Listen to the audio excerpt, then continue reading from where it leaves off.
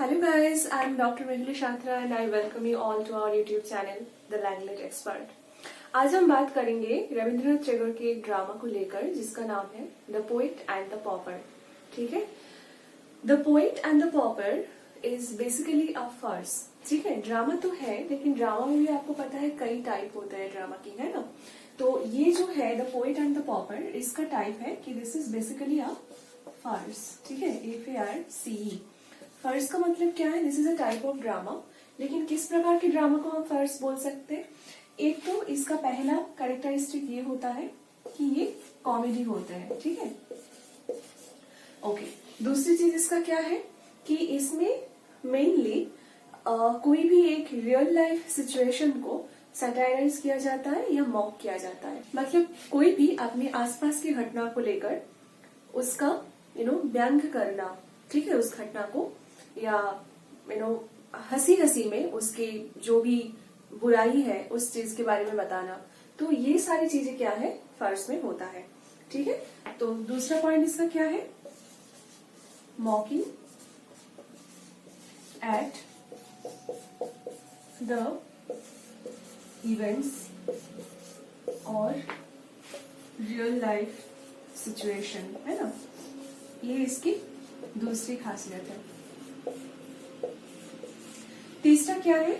इसमें exaggerated characters हो सकते हैं. मतलब ऐसे कैरेक्टर्स इसमें हो सकते हैं इस ड्रामा में जो कि बहुत ही मतलब हर चीज की अति कर देते हैं. ठीक है, तो वो है एग्जैजरेशन. तो कुछ एग्जैजरेटेड कैरेक्टर्स भी आपको इसमें देखने को मिल सकते हैं.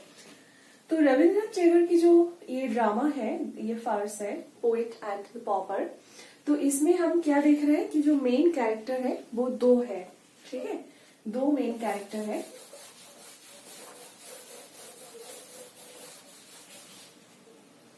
एक है पोएट, दूसरा है पॉपर. ठीक है, तो पोएट का मतलब तो सभी को पता होगा, कवि.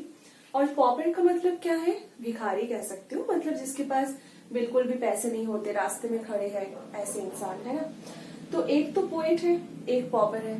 ठीक है, अब हम देखेंगे ये पोएट कौन थे, पॉपर कौन थे. इन दोनों का ही नाम था, है ना. पोएट का नाम था कुंज बिहारी. ठीक है, वैसे तो हम कुंज बिहारी बोलते हैं, बंगाली में कुंज बिहारी. ठीक है, रविंद्रनाथ टैगोर की ज्यादातर जो भी राइटिंग है वो मतलब पहले बंगाली में लिखे गए थे और बाद में उसको इंग्लिश में ट्रांसलेट किए गए. ठीक है, तो बंगाली में इसको बोलेंगे कुंज बिहारी. और पॉपर का नाम था बॉशम बौद्ध. ठीक है, बॉशम बौद्ध.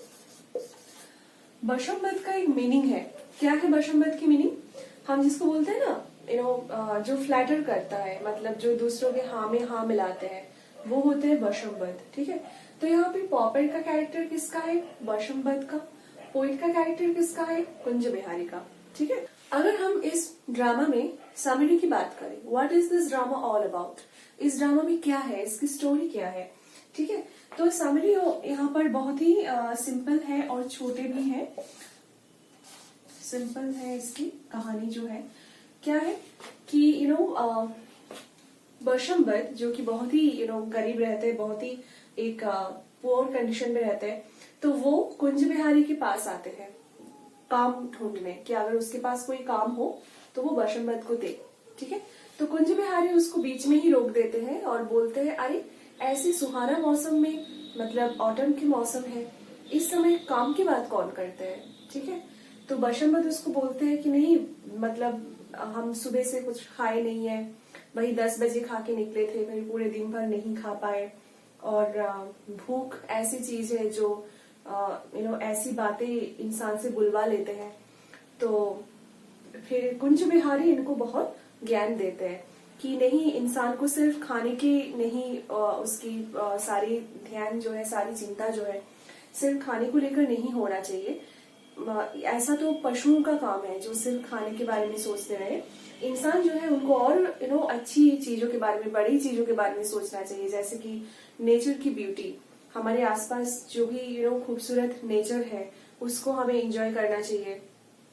तो वो बॉशम बौद्ध को बोलते हैं कि गार्डन में जाने के लिए. ठीक है, तो वो एक ऐसा मौसम था जिसमें थोड़ी थोड़ी ठंड भी हो रही थी और वो शाम का टाइम था. तो बशंबत के पास कोई गर्म कपड़ा भी नहीं था, ठीक है। तो वो बगीचे में गए क्योंकि इनका मान रखना है, तो वहां पर जाके वो ठंड में कांपने लगे। और कुंज बिहारी जो है वो अपने ऊपर अच्छे से शॉल ओढ़ के फिर बोल रहे हैं कि देखो कितने अच्छे मौसम है और कितना अच्छा आसमां में बादल जैसे ऐसे घूम रहे हैं। उनका जब साया नीचे गिर रहा है लेक पे, तो ऐसा लग रहा है जैसे कोई हंस घूम रहे हो, तैर रहे हो। और चांद भी जो है वो भी कितना सुंदर।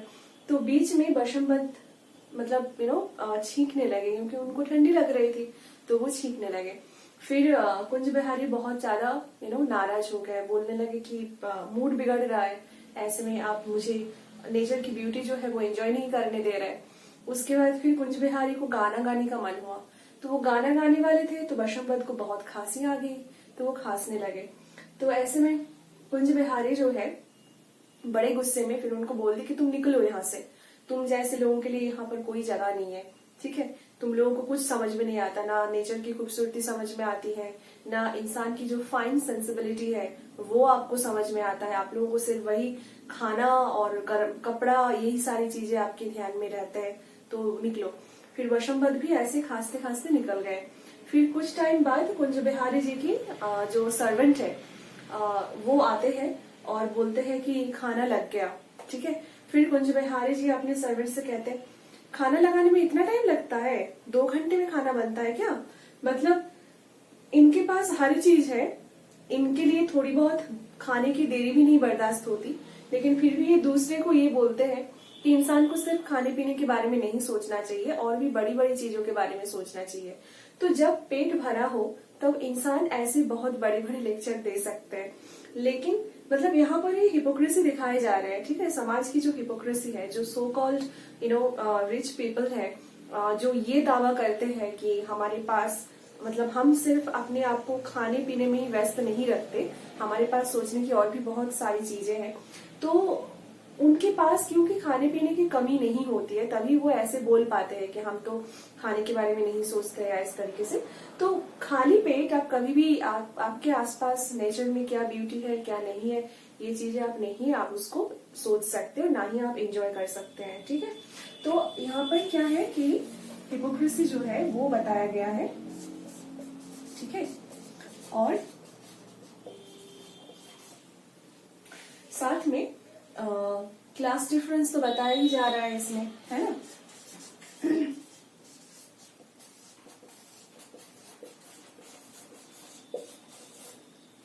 ओके, और क्या बताया जा रहा है? और यही बताया जा रहा है कि इंसान की जो बेसिक नेसेसिटी होती है, यानी खाना पीना, कपड़ा और माथे के ऊपर एक छत, तो ये बेसिक नेसेसिटी जब तक पूरी नहीं होती तब तक किसी भी इंसान के लिए और भी बड़ी बड़ी चीजें सोचना संभव नहीं है।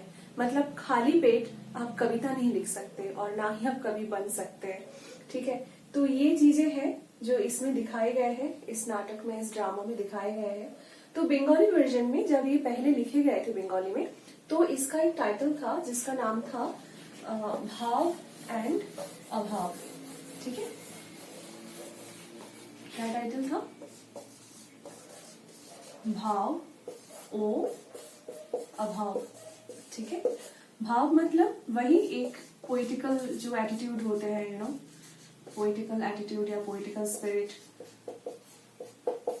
और ओ मतलब एंड, और अभाव मतलब बोलते हैं अभाव, कमी, मतलब पॉवर्टी, ठीक है। तो ये हो गया इस ड्रामा की कहानी, ठीक है। और बहुत ही सिंपल लैंग्वेज में इस ड्रामा को लिखे गए हैं ताकि सबके समझ में आए, और जो इसकी हिडन मीनिंग है, जो इसकी जो मैसेज है, जो राइटर ने कन्वे करना चाहा, तो वो भी यही है कि समाज की हिपोक्रेसी जो है वो बाहर लाना चाहा, है ना। तो आज के लिए इतना ही। आई होप आपको समझ में आया हो ये टेक्स्ट। मिलते हैं नेक्स्ट वीडियो में। Thank you.